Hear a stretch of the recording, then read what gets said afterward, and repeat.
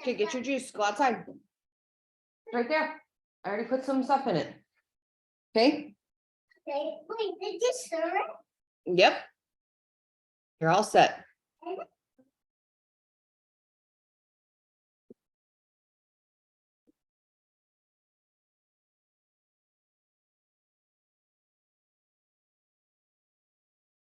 Doesn't taste like it. Mm-hmm. I need to stir a little. Hi, guys. There's Jessica, Julie, Marlena, Nicole. What's up, guys? Happy Sunday. Happy Sunday. Sure, we're gonna get a couple more people in. We actually have decent weather here in Washington. The Washington people are enjoying it. We haven't had any nice weather in a long time. If you guys are like, what happened to your face? You can see my Instagram story.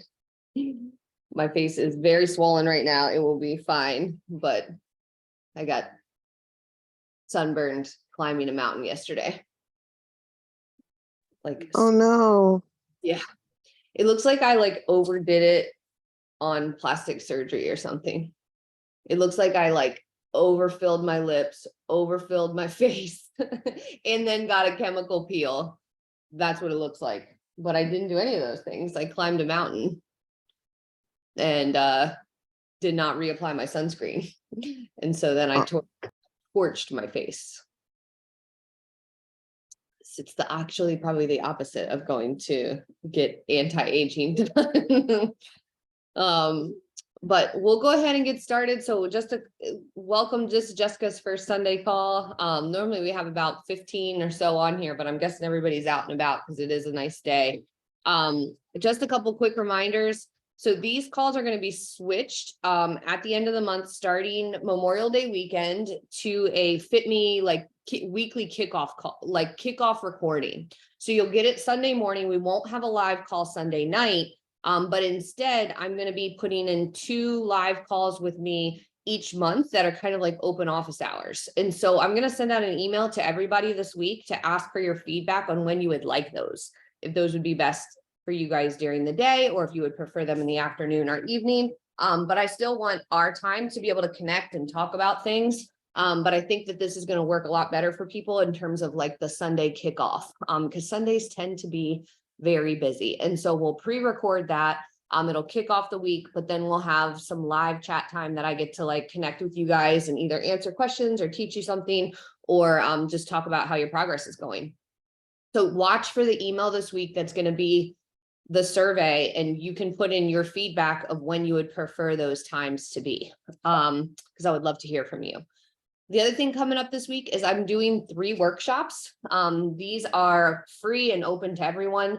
They're not just for clients. And in fact, these are less for clients and more for people who are new, are just trying to get started. But you guys are more than welcome to attend. You will definitely learn something there. And so join us on that workshop. And so that way, if you would like to, you can learn some more things. If you have a friend that you feel like would benefit, invite them, because it's totally free. There's a nutrition one, there's going to be an exercise one, and we are going to do a self-sabotage busting workshop. And so those are Tuesday, Wednesday, and Thursday. I am doing recordings, but there's a catch. The recording will only be available for 48 hours. Why? Because I don't want it to be like added to people's to-do lists. So if you can't come live, that's totally okay. You can have the recording, but you can't have it forever, because I actually want you to consume it and make sure that information gets in your head. So again, you guys are invited. You do not have to attend by any means. You will probably learn something, but if you have a friend who you think would benefit, definitely send it their way, because it's free and open to everybody. And I think that's it for announcements. So we're going to jump right in. I thought I would hit some basics tonight. You know, sometimes we talk about all the, you know, we've been back and forth between mindset stuff, between really practical application, between, like, we talked about Fitme score for a while, about building confidence, consistency. You know, we've had each of those different topics. And then I had this thought the other day that I was like, I wonder if somebody asked me, if I was like on a podcast, and I get to be on podcasts sometimes, and someone was like, Chrissy, what are the 5 things that you would mandatory recommend if somebody was trying to change their body composition? And when I say change body composition, that could mean losing weight, and it could mean building muscle. But what it really means when I say body composition is that you are adding muscle and losing body fat. And for most people in Fitme, whether you have a weight loss goal or not, that's in the ballpark of what you're looking for. You want to feel stronger and fitter, and you want to have less stored body fat probably, so that you can see all those like awesome things you've been working on and see your strong muscles and all that stuff. So if somebody was to ask me on a podcast, what are the mandatory minimum essential things that you need to be doing if your goal is to change your body composition, AKA put on muscle and lose body fat? What are those things? Because I want to give them to you on this call, because if you are not doing them, this is like before you start worrying about all the, the higher level stuff, or like, what should I be doing? These are things that you can work on like immediately. And these aren't hard. This isn't something that you have to like move mountains to be able to do. You can problem solve and figure it out. So here are the 5. If your goal is body composition change, then these are the things I would say you need to be doing no matter what. 10,000 steps. This is just like a mandatory thing. And I know that it can feel like a lot. So if you're starting at 3 or 4, well, guess what? Your first goal isn't 10. Your first goal is 6. Then it might be 7 or 8. And then it might be 9 or 10. But if you have a goal of losing body fat, you need to be walking and moving your body. It's just a minute. And if your goal is weight loss, this one is a non-negotiable. You have to be walking intentionally. And so when I tell everybody like, hey, I want you to walk a minimum, an intentional 30 minutes a day, that gets you a really big chunk of the way there, but it does not finish it. So if that's the only walking you do, you're going to have to walk more than that. If I walk an hour in the morning, which I have been doing recently, I have a goal of losing some body fat right now and just like leaning out to sort of like my athletic version of myself. And one of the things that I made as my mandatories is walking 10,000 steps. And the only way I can do that, because I work a computer job, because I'm either coaching or I'm talking on the phone or I'm making stuff for you guys, is if I make myself go out and do an hour walk. And so if I do an hour walk, that knocks out about 7,500 steps for me. That's 3 miles that I do in an hour. So just to give you an idea, like if you were trying to like plan out your day, approximately 10,000 steps is 4 miles. And so if you're not there yet, you got to build up to it, but this should be a non-negotiable. This is an easy one. And again, was it easy for me? No, actually it took me 2 weeks it took me 1 whole week to figure it out. Because I was like, oh, well, maybe I'll just squeeze in some steps here and there. You're probably like, Christy probably walks all the time. Nope. I actually sit quite a bit because I'm always working at the computer. And so if I'm not problem solving around how to get 10,000 steps, I'm not getting them. And so I intentionally started to like move more through my day, and I still wasn't hitting it. And I was like, well, that's not working because I'm getting distracted. And by the end of the day, I'm too tired to do it. So how am I actually going to get this done? And I figured out that for me, knocking out an hour walk in the morning is magical. I get to listen to a podcast or an audiobook. I knock out 7,500 steps before my day even starts. And then the rest of the day, I just get to coast. I'll knock them out easily then. So I had to problem solve for me, but problem solving for you might look different. It might mean setting an alarm, making sure you're getting out the door every hour on the hour for like a 5 to 10 minute walk. It might mean walking for 15 minutes after every meal. It might look different for you than it does for me. But hitting intentional walking is a mandatory if your goal is body composition change, and especially if your goal is weight loss. So if you're not doing 10,000 steps, now you know you need to do it. The second thing, hold on, let me shut this. It's very bright. Okay. The second thing that I would say needs to be a mandatory part of your routine if you are working on body composition change, again, building muscle, losing body fat, or losing weight, is sleeping 7 to 8 hours a night. It is very difficult to see the changes that you're looking for if you are not sleeping. And so this one's not as easy as just snap your fingers, but most of the time, People can't change their wake up time. It's not like, ooh, well, let me just sleep in more. Most of you probably don't have that flexibility. So that means the thing to adjust is the go to bed time. And what I want to encourage you to do is if you're someone who goes to bed at 11:30, 12, 1, whatever it is, I want you to back it up by a half hour. And then once you're like, okay, now I'm consistently going to bed at 11, it used to be 11:30. Now I want you to back it up by a half hour again. Then I want it to be 10:30. And then I want you to back it up until you get that 7 to 8 hours. Again, you don't have to do this. Nobody is making you sleep.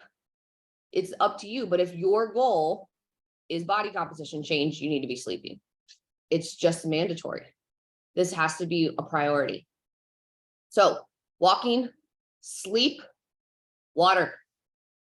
I know it sounds so dumb, but drinking your water is critical. Your body needs it for your metabolism function. Your body needs it to rehydrate, for your digestive system to work properly, for all of the things that you need. Plus, it helps manage hunger signals. It is very essential. And so if you're not drinking your water, that's your cue. It's time. Half your body weight in ounces is where I would start. And if you are sweating for an hour or so a day, I'd add 20 ounces to that.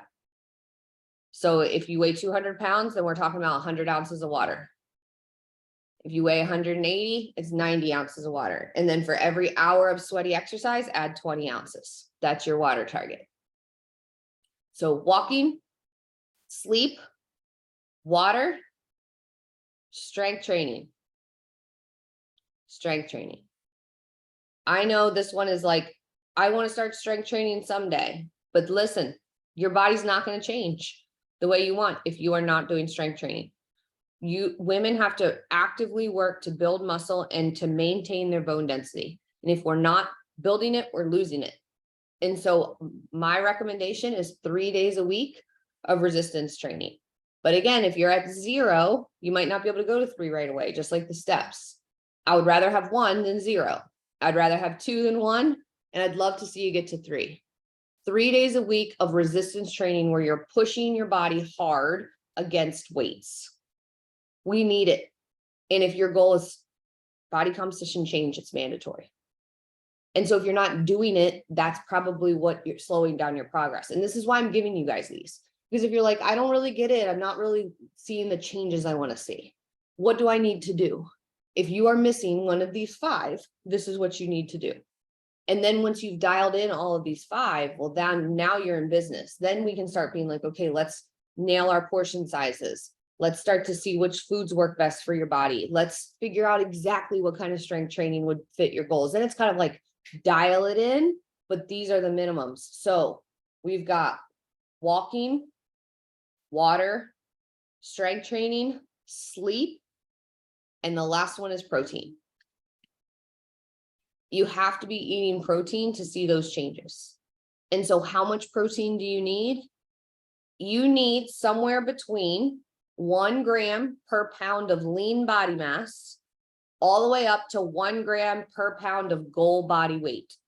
Okay, so if you're 200 pounds and your goal body weight is 150 and you are lean, your lean body mass, you're just going to take a guess, is 110. You're somewhere between 110 grams of protein and 150 grams of protein. That's your lean body mass all the way up to your goal body weight. And so if you're not getting that, then that's where I need you to focus, because we can't build the muscle without the protein. Protein also burns calories when we eat it. It keeps us fuller, and it's just in general supports body fat loss and at the same time muscle gain. So again, how much protein do you need? You can ask your coach and they can help you decide, because you may not know what your lean body mass is. Lean body mass is essentially like if you take your whole body weight and you subtract your fat and your bones, what's left? That's what's left. That's your lean body mass. And actually, usually it probably includes your bones. It's just subtracting your body fat. And so again, I'm just using that as an example. If you were 200 pounds, you might have a lean body mass of 110 and your goal body weight might be 150. So somewhere between 110 and 150 is your protein goal for the day, for each day. And then if you divide that by, 4 meals, you're talking about at least 25 grams of protein. So it's like, do I have 25 grams of protein in my breakfast? You got to problem solve for that. Am I getting 25 grams of protein in my lunch? Next one, am I getting it as a snack? Do I need a supplement? And that's what I want you to think about. You don't have to track and weigh and measure all your food in order just to tackle this protein thing. So I'm going to review and then we can talk and ask questions and see if you guys have any thoughts. These are the mandatory minimums. If your goal is body composition change, if you're missing any one of these or a number of these, it very well might be why your progress isn't moving as fast as you want. So walking, a minimum of 10,000 steps a day, sleep 7 to 8 hours, water, drinking half your body weight in ounces of water. Oh, great, Georgia, you are dirty. Okay, go play. I'll wash you later. Go ahead. She said, look how dirty I am. She's outside playing with her brother. Strength training. Ideally, you would be strength training 3 times a week. Hard enough to make you feel fatigued, like you're sore. A little bit of soreness is great. It shouldn't feel like you did nothing. You should feel like you worked hard. And then protein. Those would be the things that you probably are like, yeah, I already know those, but are we doing them is the question, right? Sometimes I just have to ask myself that. Am I doing those things? And if the answer is no, that's where you start. So tell me what you guys think. What are your questions around this? Do you want to problem solve one of these for you while we're on this call? Which one is the hardest for you? Mom, because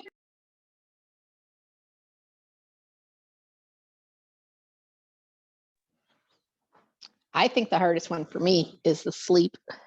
And that's just because I don't sleep well with hot flashes in the middle of the night and stuff. So that's my challenge there. Does it wake you up? Yeah. I'll sleep for a good 4 hours and I'll sleep solid for 4 hours. And then I'll wake up at, 2, 3 o'clock in the morning and then have trouble getting back to sleep. Cause it's not like I can just, go back to sleep because, you have your hot flash, you're all sweaty, you're restless, and I have to get up out of bed. I used to try and stay in bed, but then I just be in bed and be miserable. So I have to get out of bed and I'm dog tired. I mean, my eyes are just tired. It's just with that going on, then it starts your mind going and then it's really hard to get back to sleep. And it's hard to fall back asleep. Yeah. Have you tried to manage the temperature of your room at all? Like some of the Oh the yeah. Yeah. thing? We have in the winter time, we keep our thermostat at like 64, 65. So it's always cold in our room because we sleep better. I mean, I went from before menopause, sleeping with a long sleeve t-shirt, sweatpants, 2 blankets and socks. And now I sleep with a t-shirt and just a light blanket. And that's all year round now. So that's been the hardest part, is dealing with that. Yeah. And I think maybe even maybe you could sneak in some sleep somewhere. Like it does add up. I don't know. Some people are nap people and some people aren't, but naps help. And maybe play with bedtime. I wonder if there's a certain time of night that you wake up or if it's a duration, like I wonder if you went to bed a little bit earlier, if you would still wake up after 4 hours. Yeah, because I started waking up earlier to do the walking and go to the gym. And so I'm waking up at like 5 o'clock every morning. I'm going to bed at like 9 o'clock at night. So, yeah, even if I go to, it doesn't, at least I haven't found that it has changed to where it's usually about the same hour between 2 and 3 o'clock in the morning, whether I go to bed at 9 or 10. Yeah. Or anywhere in between. It's just kind of that strange hour. Yeah. Yeah, that one's a tricky one. I know a lot of women go through that in that season where it impacts sleep. Yeah. Maybe try to go to bed even like 15 minutes earlier. Try to go to bed at 8:45. Okay. All right. And see if you still wake up the same amount. Because here's the funny thing about sleep is like even 15 minutes adds up. So if you think about 15 minutes over the course of a week, like we're talking about what, an hour and a half, an hour and 45 minutes, right? So what's that over the course of a month? That's a lot. A whole night's sleep almost. Yeah, almost. So 15 minutes really does add up. it also goes the other way. So if you're like, yeah, it's no big deal. Like I'm just staying up for an extra 45 minutes at night, playing around on my phone or something, it does add up over time if that becomes consistent. So play with that, Julie, see if maybe even 15 minutes is doable. Because if you're still waking up, that's going to be a whole extra night of sleep every month. Okay, thanks. Yeah. What else do you guys think? Any of the other ones stand out as being challenging? Will you repeat the protein again? Sorry. Thank you. We want to get between 1 gram per pound of lean body mass. So your specific lean body mass all the way up to 1 gram per pound of either body weight or goal body weight. So if your goal isn't to lose weight and you're already at a healthy body weight, then it can be for your body weight.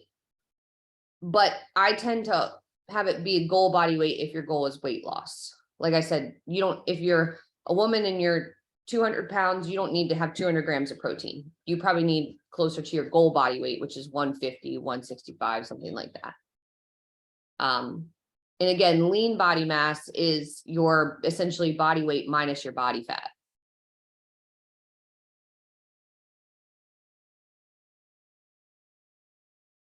And it's exactly the same, I would say, as walking, right?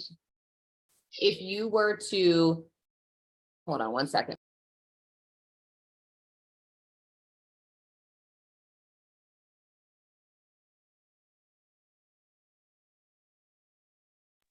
If your goal is, say you want to shoot for 125 grams of protein, and again, if you're not sure, you got a coach. So ask your coach and they'll tell you what your goal protein could be.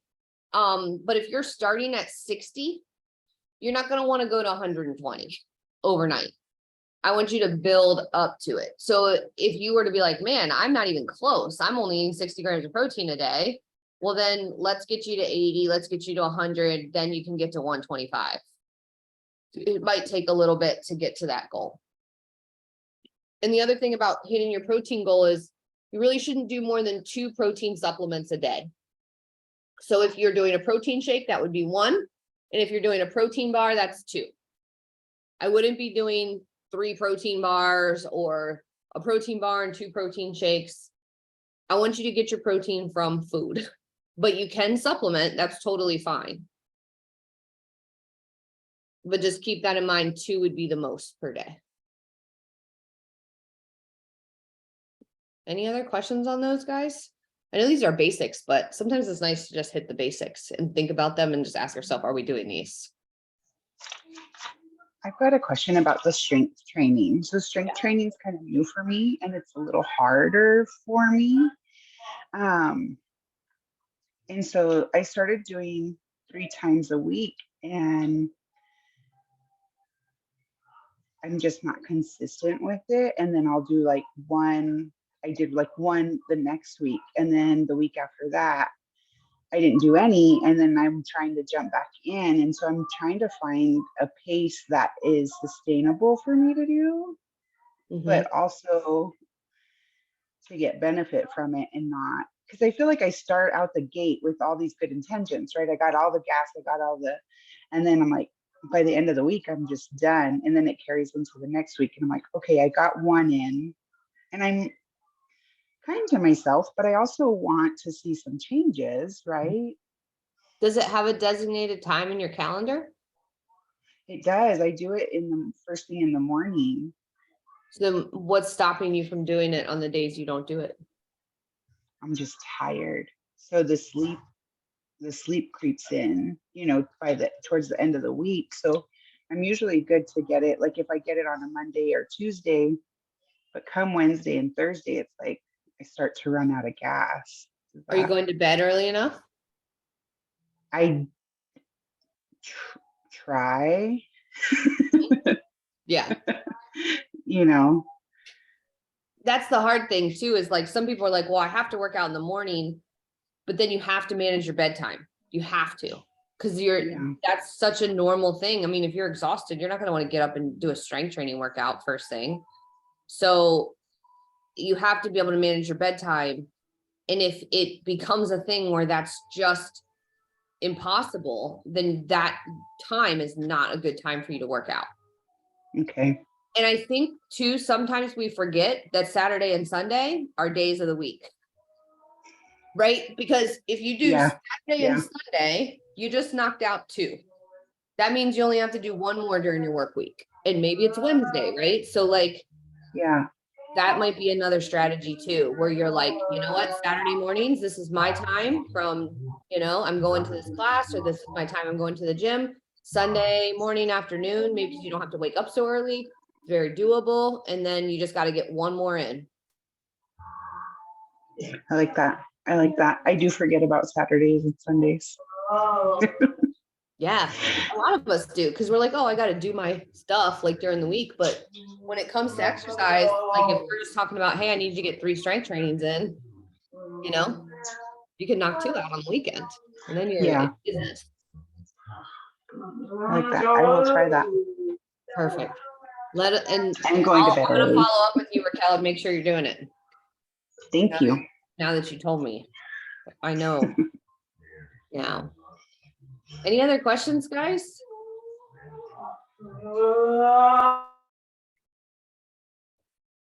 Well, these are your 5.